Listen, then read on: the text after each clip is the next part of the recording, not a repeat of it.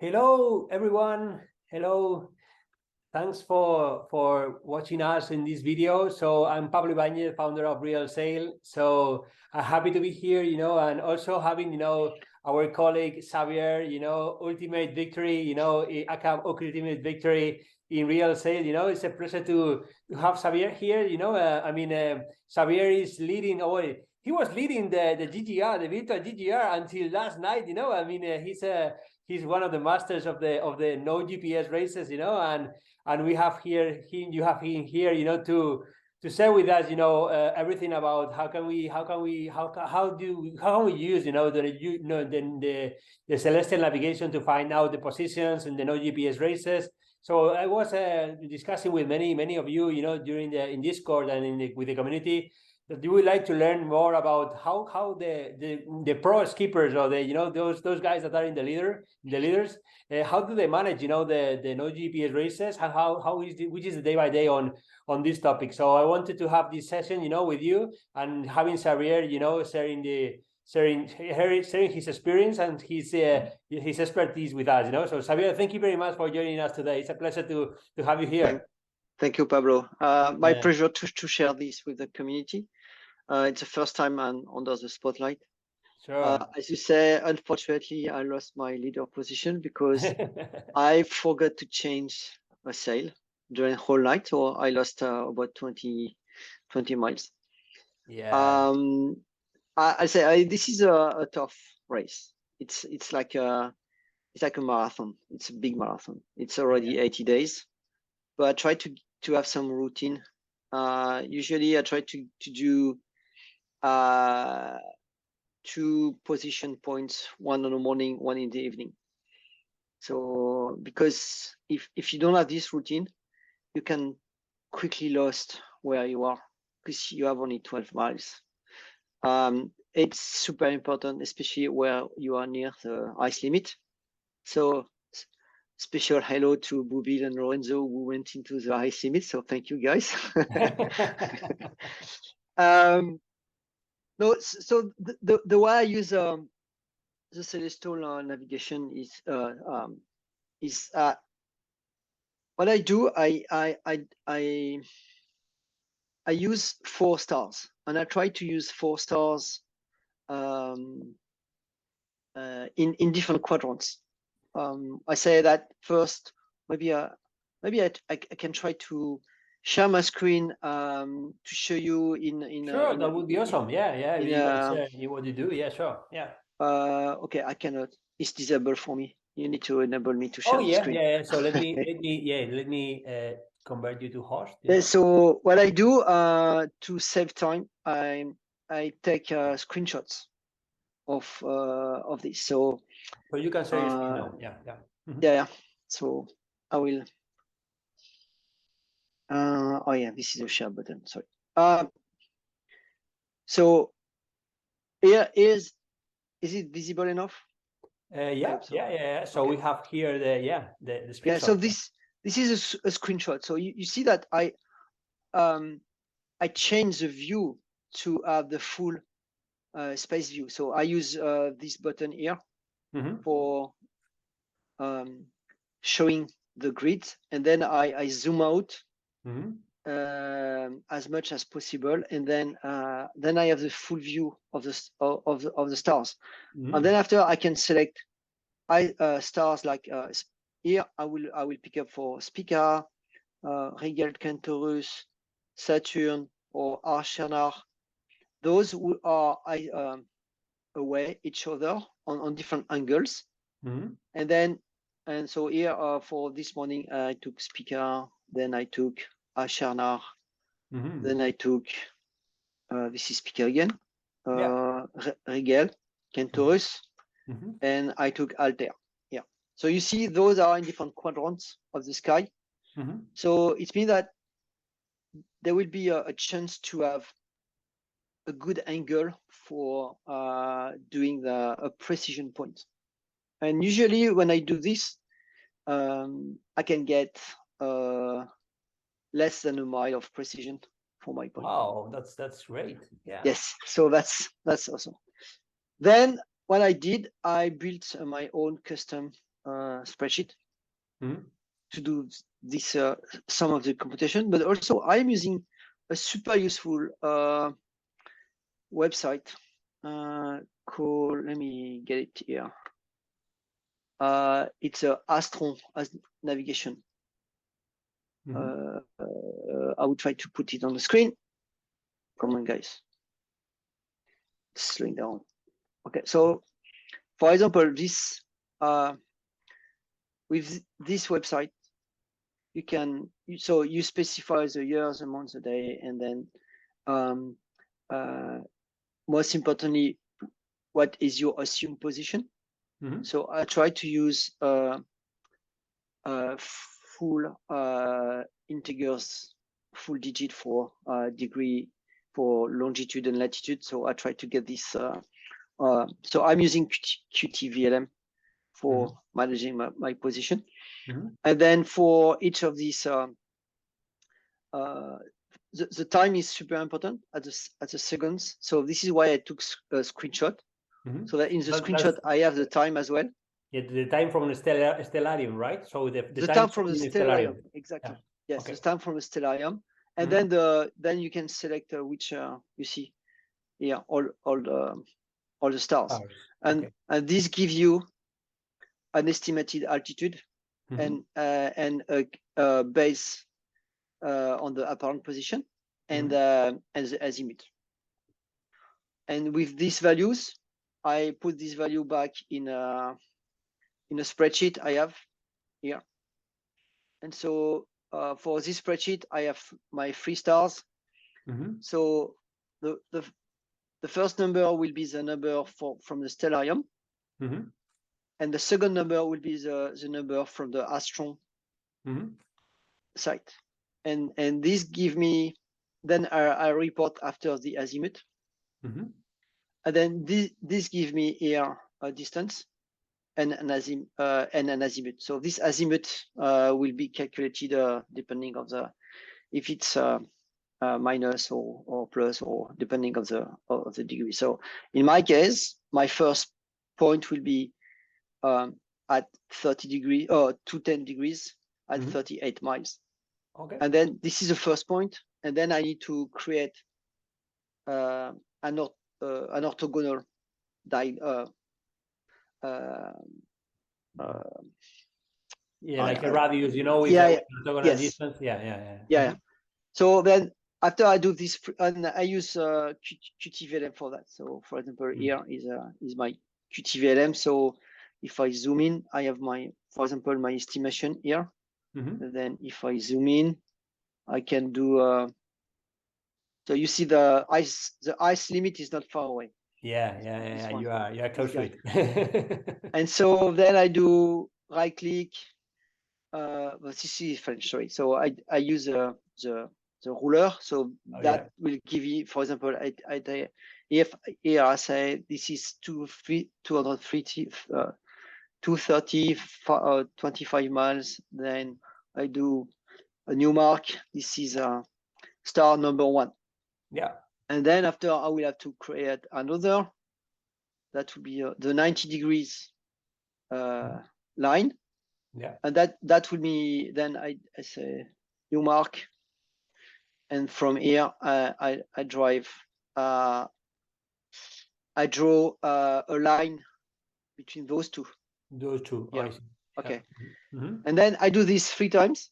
Yeah. And in the middle, I will have my estimated position point. Yeah. So the point that crosses, this is the estimated the estimated position, right? Okay. Exactly.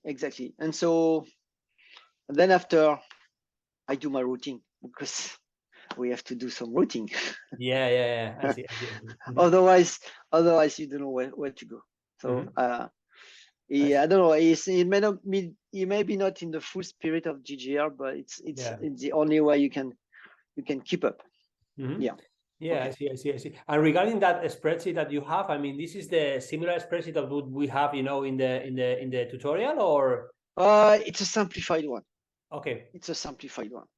Because I built this this one just to get because in the tutorial, most of the tutorial spreadsheet is doing also what here here is here. Yeah, I see. And so this website is super useful. Okay. I think you can probably do way more. I haven't investigated. And then after with this, I can do a position waypoint in 5 minutes. Yeah, I see. That's a good point. I mean, also, having this, so we have in the tutorial the other way, we have in the other spreadsheets, but if you can use these spreadsheets also and and use the azimuth and the and the distance for calculating the points and then Yes. create the lines, and then when you cross, this is the point. That would be a great way of doing it. Yeah. And as I said, the most important is to do this at least one time per day.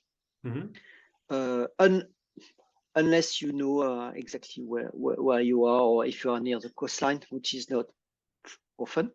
Yeah. But for example, when there have been several days when I had just to do only east course because there were nothing to do. So then that was only for a few days. Yeah. And this is what make me lost the focus and lost the sail change, because I didn't. The guys are looking to it, Yes, I didn't pay attention too much. It was far only go east, but yeah. forgot about the sail change. I see. So it's also a little bit of fatigue after 80 days. Sure. I mean, and it is still, takes we have a long race yet, to follow, so we are now crossing the Cape. Well, we have crossed, the Cape Town, and we have to, to go heading, the Hobart. Now it's Hobart, Cape Horn, and so on. Yeah. I think Hobart should be reached in about 2 weeks. Time frame, and maybe we will cross anti-meridian by New Year's Eve. I see. It should be a good celebration. Yeah, for sure. Crossing the anti-meridian, that would be great, and then also go to the Cape Horn and go ahead. Yeah. But that and then after talking a little bit about strategy, how because these are slow boats, so there's not much you can do with these slow boats. You cannot try not to diverge from the direct path from the orthodromy. Otherwise, it will be hard to come back. It's not like an IMOCA or Maxi where you go super fast. Yeah, but that's the spirit of the GGR. I mean, so it's like a marathon where you have to have a slow boat, and you have to be there every day, trying to get the position and trying to get your boat in front of the others, and trying to say, okay, I cannot lose the position because other guys will be behind me and they will be pushing. So actually, this is important when you see others. Yeah. So that was the case with Lorenzo and Volador for me for many days until I forgot my sail. Yeah. And then it was the case with Boubil yesterday. But then I went north, and he keep going east. But when you see nobody, when you have no way to know where you are, no island, nothing on the sea, it's quite hard. And I think that's probably the hardest part, is to stay focused while you don't see anything. Yeah. And think about all those real heroes, that are, in the Southern Ocean. This is crazy. I'm remembering, I'm remembering about Tapio, he has been in the Southern, and his boat sunk, and I mean, those are really heroes, and I'm trying to replicate the same, similar experience, trying to put focus every day, and you don't see no one around surrounding you, and it's difficult to manage. We don't have shells on our boats here. We don't have damage. We are good food. We have freezing. We are not afraid about the big waves. So those are real heroes. Okay. Thank you very much for sharing with us. I mean, I would like to ask you about how do you see Realsail now? How do you see the community? you know, the feelings of how is it going? You know, I mean, what is your feelings on Realsail? I mean, anything that you want to share with us? Yeah. So first, I really enjoy the platform because it's everyone is at the same chance, so it's on the same basis.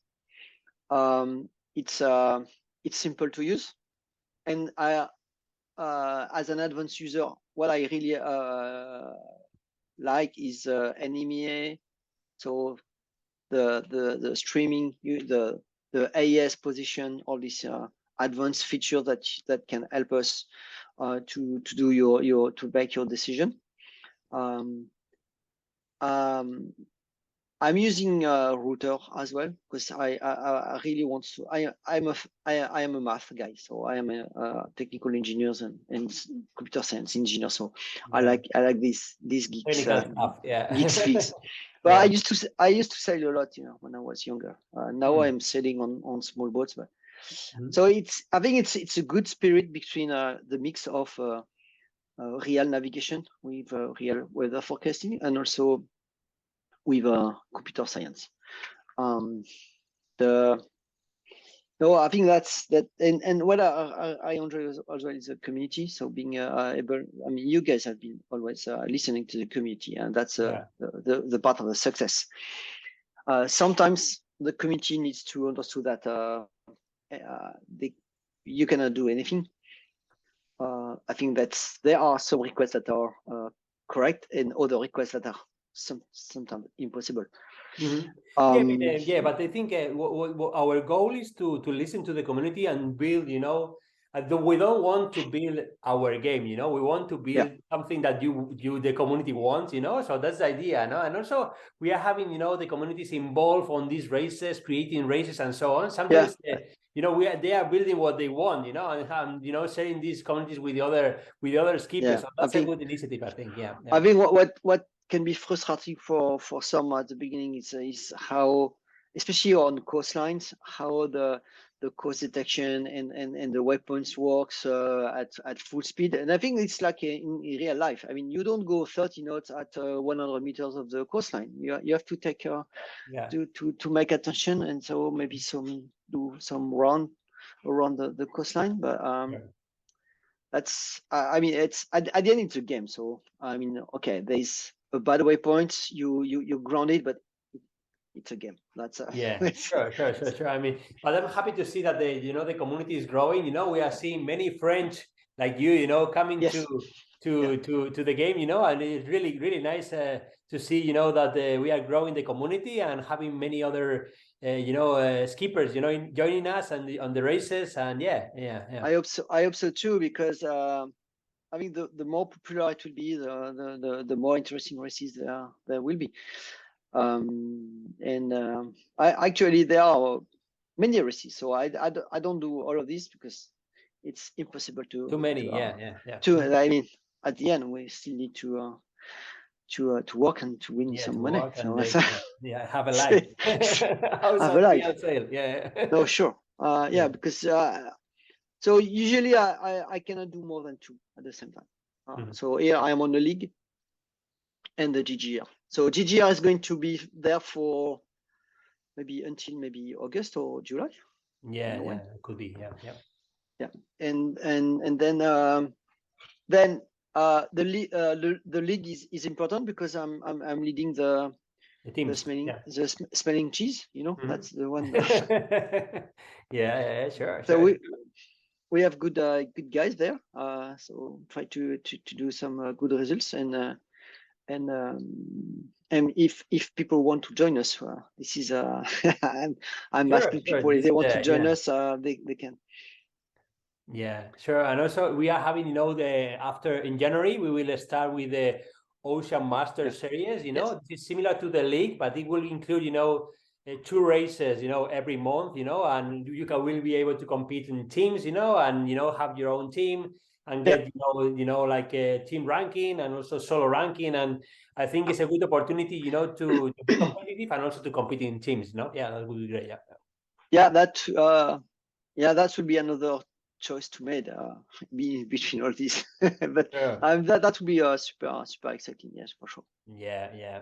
Okay, Xavier, thank you very much for your time. It was a pleasure to talk with you. I mean, Thank you, Pablo. sharing your experience with the celestial navigation and no GPS. Right? You said you have been here since the beginning. You are one of the beginners of the game. So happy to have you here. And thank you very much. Yeah, and hope to see you soon and in the sailing games and also personally. Yeah, thank you very much. I mean. Thank you very much. Maybe one day we can meet people or organize face to face in a real boat shows. Yeah, that would be awesome. I'm working on that, trying to get, everything going on and try to create some. So we are working on some virtual sessions so we can have a virtual, conversation, but with the showing us, looking at the faces, and knowing to each other, I think having the community also like in a virtual session in talking to each other, I think is really, really useful for that. Yeah. Okay, guys, thank you very much for your time and talk to you soon. Thank you. Thanks. Cheers. Bye.